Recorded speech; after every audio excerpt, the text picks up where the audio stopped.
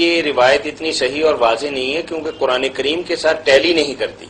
انہوں نے ایک کتاب جو کہ کوئی ہاشمی صاحب ہیں ان کی کتاب کو موضوع بھی یہی بنایا ہوا ہے کہ یہ 72 فرقوں والی بات جو ہے یہ حدیث مبارکہ صحیح نہیں ہے.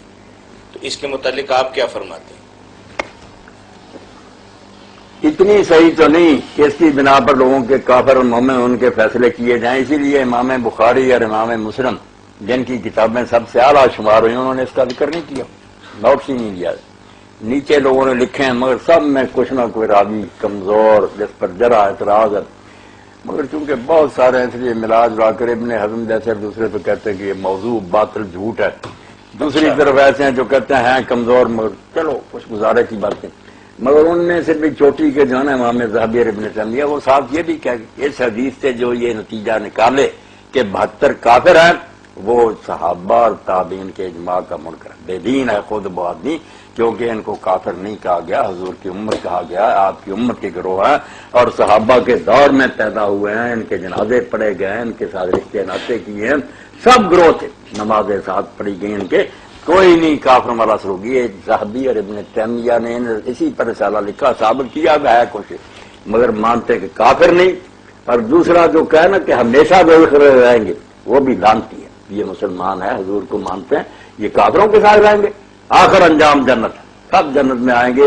اور جائیں گے ان میں سے 72 میں سے وہ جو مولوی ہیں، بڑے بڑے پیر ہیں، جان بوجھ کر غلط مسئلے جنہوں نے بنائے، جو پیچھے پبلک لگی ہے وہ نہیں جائے گی. یہ امام مقبولی صالح جو ہے کتاب علامہ شامل وہ بیچارے پر پڑھ وہ کہتے ہیں یہ ٹھیک ہی، یہ گمراہ لیڈر جائیں گے دوزخ میں، پھر بھی یہ ہمیشہ نہیں رہے گی. ابن عبد البر کہتے ہیں تم مشرکوں اور کفار والا حشر ان کا بیان کرتے ہو، یہ مسلمان نہیں جو نبی پاک کو مانا تھا، قرآن کو، دین کو ضائع چلا جائے گا. یہ بات نہیں. اول یہ صحیح نہیں، روایت صحیح ہے تو کافر نہیں یہ لوگ، ہمیشہ نہیں دوزخ میں رہے. یہ 2-3 پوائنٹ یاد رکھیں، کوئی بات نہیں، مسلمان ہیں، ملیں جڑیں، نمازیں پڑھیں، سب ٹھیک. یہ بات جو آپ کہتے ہیں باقی جو 73واں ہے اس میں سے بھی جائیں گے، مگر ان کے عقیدے درست ہیں، وہ عمل کی غلطی سے جائیں گے، یہ عقیدوں کی خرابی سے جائیں گے. ہو سکتا ہے عمل ان کے اچھے ہوں دوسروں سے، عقیدے کچھ غلط ہیں مگر نجات پائیں. نہیں مولانا، ہمارے ہاں تو اسلام اور کفر کی بات جو ہے وہ جزیات پہ طے کرتے ہیں، بول پہ تو کرتے ہی نہیں. جھوٹے قرطبی کے الجام میں دیکھیں، امام ابن عبد البر کی یہ مسلمان ہیں سارے، کلمہ کو ہمارے بھائی. میری بات اگر نہیں مانتے تو نہ مانے، مگر ماننی پڑے گی. مسلمان اگر بچانے ہیں انہوں نے تو مانے کہ سب مسئلے اپنی مسئلے ہیں، سارے امام اپنے مسئلے ہیں. چلو باقی یہ جو مسئلے سنبھالے بیٹھے ہیں، ممبروں کے ہیں مالک بنے بیٹھے، نہیں اللہ سے ڈرنا چاہیے کہ ممبر پر حضور کی جگہ پر بیٹھ کر آپ کے کلمہ کو امتیوں کو تم کافر کہتے ہو. کوئی مسئلے کا اختلاف ہے تو کہو یہ بات ان کی غلط ہے، درست نہیں ہے، اس میں وہ غلطی پر ہے، یہ کہو. کفر کیا؟ کفر جس چیز کا، کفر کس کو کہتے ہیں؟ انکار. کسی نے کہا میں نے نبی پاک کو نہیں ماننا، جو یہ نامراد کہے گا جیسے دوسری قومیں وہ کافر ہیں. جو آپ کا کلمہ پڑھتے ہیں، آپ کے نام پر قربان ہے، سر کٹا رہے ہیں، یہ کیوں کافر ہے؟ مسئلہ سمجھنے میں غلطی ہوگی تو وہ غلطی ہے کہ ایسے آیت کا یہ ترجمہ نہیں ہے. میں اللہ سے پناہ مانگتا اور کہتا ہوں امام ابو الحسن اشعری پر اللہ رحمت کرے، جو ساری عمر پہلے یہی چکر کہ فلاں فرقہ یہ ہے، فلاں بڑی پیسے کی مکارات، مگر آخر کیا السنن الکبریٰ میں کہتے ہیں یار میں توبہ کر کے مر رہا ہوں کہ ان قبلہ کی طرف نماز پڑھنے والوں سے ایک بھی کافر نہیں ہے. انہوں نے حوالے دیے کہ ابن عباس کا یہ مسئلہ غلط ہے، مگر ساری امت ان کو برا کہہ سکتا ہے. فلاں کا یہ مسئلہ غلط ہے، وہ 2-3 صفحے نا فوٹو اسٹیٹ میں بچوں کو کروا کر ترجمہ کرے، تقسیم کرائیں، توبہ کر کے مرے کہ میں تکفیر سے توبہ کرتا ہوں. اور امام ابو حنیفہ رحمۃ اللہ لکھوا گئے اپنی فقہ میں کہ لا نکفر احد من القبلہ، جتنے قبلہ کی طرف منہ کر کے اس دور میں نمازیں پڑھ رہے ہم ان میں سے کسی کو کافر نہیں کرتے. انہوں نے بصرہ کوفہ میں سب کو دیکھا، ان کے ساتھ ان کے جھگڑے رہے، شیعہ کے، خوارج کے، معتزلہ، مناظرے، مگر وہ میں دیکھ لیا کافر ان میں سے کوئی غلط ہو سکتا. افسوس ہے کہ یہ لوگ اس میں فرق ہی نہیں کرتے کہ انکار کس نے کیا. آپ قرآن شریف لائے، اس نے کہا میں نہیں اس کتاب کو مانتا، وہ کہتا نہیں اس آیت کا معنی یہ ہے، بریلی کہتا، دوسرا کہتا اس کا یہ.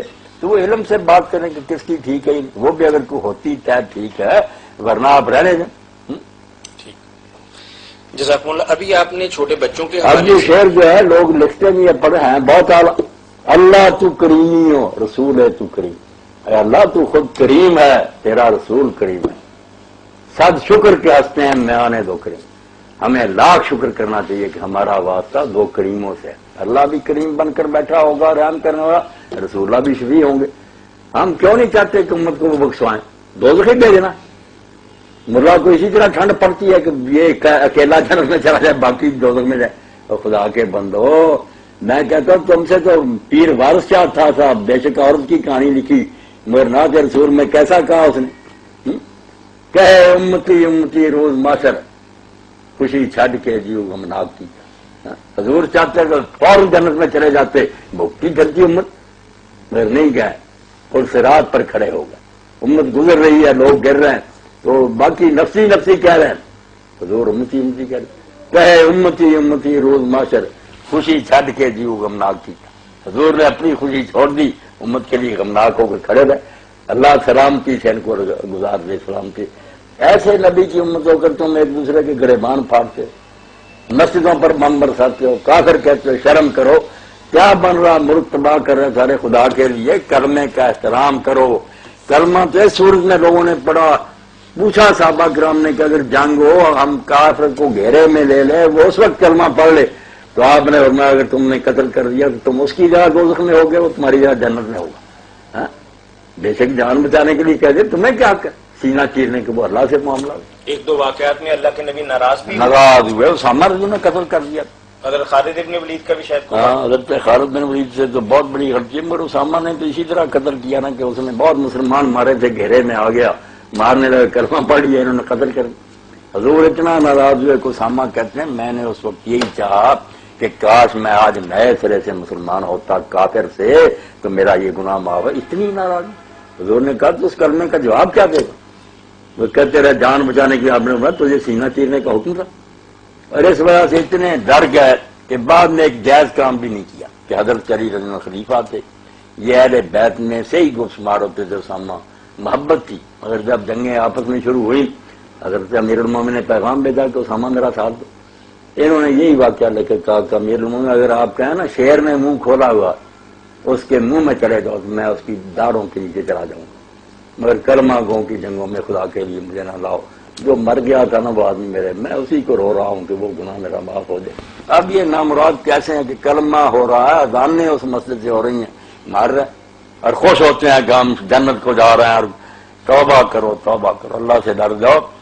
اور اس بات پر ہی میاں طاہر صاحب اگر یہ سارے شرم کریں کہ کافر حرم میں داخل نہیں ہو سکتا، قرآن کا بیان ہے، اور جن کو کافر قرار دے دیا وہ جھوٹ سے چلے جائے، ورنہ فارم میں لکھوایا جاتا ہے کہ تم نام بھی تو نہیں ہو. باقی کیوں جا رہے ہیں؟ شیعہ جا رہے ہیں، بریلوی جا رہے ہیں، کیوں نہیں روکتے تم پھر؟ اگر نہیں روکتے تم سارے بے دین ہو، قرآن کے خلاف کسی نے روکا؟ مسئلے کرو کہ یہ باتیں نہیں ٹھیک. میں بھی کہتا ہوں کہ قرآن کی یہ بات نہیں ٹھیک، مگر یہ کفر ہے. سمجھ کی بات کہ اس کو وہ سمجھ میں آئی، میری سمجھ میں کچھ آیا، فہم کا اختلاف ہے. صد شکر کے ہنستے ہیں میں آنے دو کریم، لاکھ شکر ہے کہ ہمارا واسطہ دو کریموں سے ہے. اللہ بھی کریم ہے اور اس کا رسول بھی کریم. کوئی فتویٰ نہ لگا دے کہ مولانا آپ دونوں کو ایک بنا رہے. میں جو اب بچے سنتے ہیں کہہ دیتے ہیں آپ ہر چیز سے فائدہ اٹھا رہے. میں نے کہا یار جو رانجھے نے کہا تھا یارو آخ دے ہیں بار ناس جوگی ول جان رہا ہے پار لنگاؤنے کا، وہ جوگی تو پتہ نہیں کون سا، ہمارا تو ہے نا مدینہ منورہ. ہم تو جانتے کہ ہمارے آقا وہاں ہیں، وہ پار لنگاؤنا جانتے ہیں. ہم ان کے دامن سے چمٹے رہے وہ پل رات سے پار کرا دیں گے کہ اللہ مجھے مان لے. یارو آخ دے ہیں بار ناس جوگی ول جان. جی السلام علیکم ورحمۃ اللہ. وعلیکم سر. جی وعلیکم السلام. سر پہلے تو آپ لوگوں کو میں مبارک دینا چاہتا ہوں اتنا اچھا پروگرام کرنے کے لیے. جزاکم اللہ خیر. تو اللہ آپ کو جزا دے گا انشاءاللہ. انشاءاللہ بڑی رہنمائی ہوتی ہے ہماری.